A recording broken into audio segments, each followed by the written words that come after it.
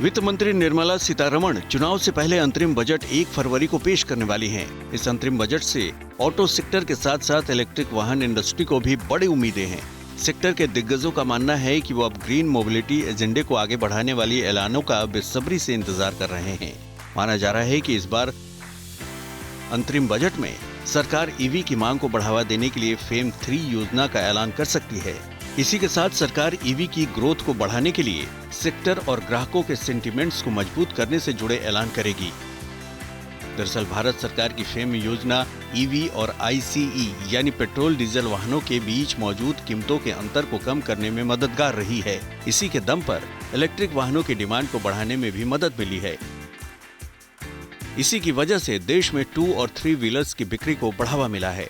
Fame 2 की मदद से ही शहरों में बड़ी संख्या में इलेक्ट्रिक बसों को शुरू करना संभव हुआ है, जिससे प्रदूषण का स्तर कम हुआ है।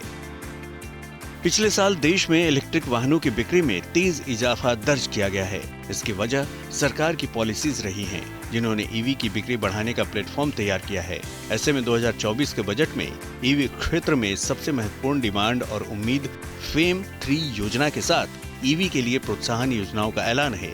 जानकारों का मानना है कि इससे न केवल ईवी की बिक्री बढ़ेगी, बल्कि इससे जुड़े दूसरे सेक्टर्स में भी तेजी आ सकती है। 2024-25 का जो बजट आ रहा है उससे हमें काफ़ी कुछ एक्सपेक्टेशंस हैं जो इस सेक्टर को और आगे बढ़ाएंगी। सबसे पहले तो जो सब्सिडीज़ हैं और जो टैक्स इंसेंटिव्स हैं वो कंटिन्यू रहने चाहिए। दूसरा जो है कि ईवी के जो पार्ट्स हैं उनका जो टैक्स रेट है वो भी 5% आ जाना चाहिए। करंटली वो काफ़ी ज़्यादा है।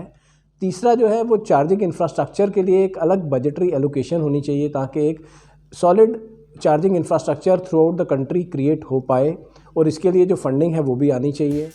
फेम 3 योजना लाने की डिमांड इसलिए भी रफ्तार पकड़ रही है क्योंकि फेम 2 को मार्च 2024 में बंद करने की योजना है। ऐसे में अगर ईवी को बढ़ावा देने वाली कोई दूसरी योजना नहीं होगी तो फिर इलेक्ट्रिक वाहनों की बिक्री में कमी आ सकती है। इससे ग्रीन ट्रांसपोर्टेशन की तरफ बढ़ रही तेजी में कमी आ सकती है।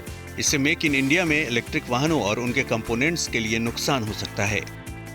इसके साथ ही एक डिमांड बजट में सरकार से ये भी की जा रही है कि ईवी के निर्यात के लिए एक मजबूत एक्सपोर्ट प्रोत्साहन नीति बनाई जाए। इससे ग्लोबल मार्केट के लिए ईवी की लोकल मैन्युफैक्चरिंग को प्रोत्साहित किया जा सकेगा। इसके अलावा लिथियम आयन बैटरी पर जीएसटी भी 18% से घटाकर 5% किए जाने की मांग की जा रही है। अगर सरकार ये कदम उठाती है तो फिर संभव है कि ईवी उद्योग को आने वाले समय में काफी तेज रफ्तार से ग्रोथ करने का मौका मिलेगा। वीडियो पसंद आया तो हमें लाइक, कमेंट, शेयर और सब्सक्राइब जरूर करें।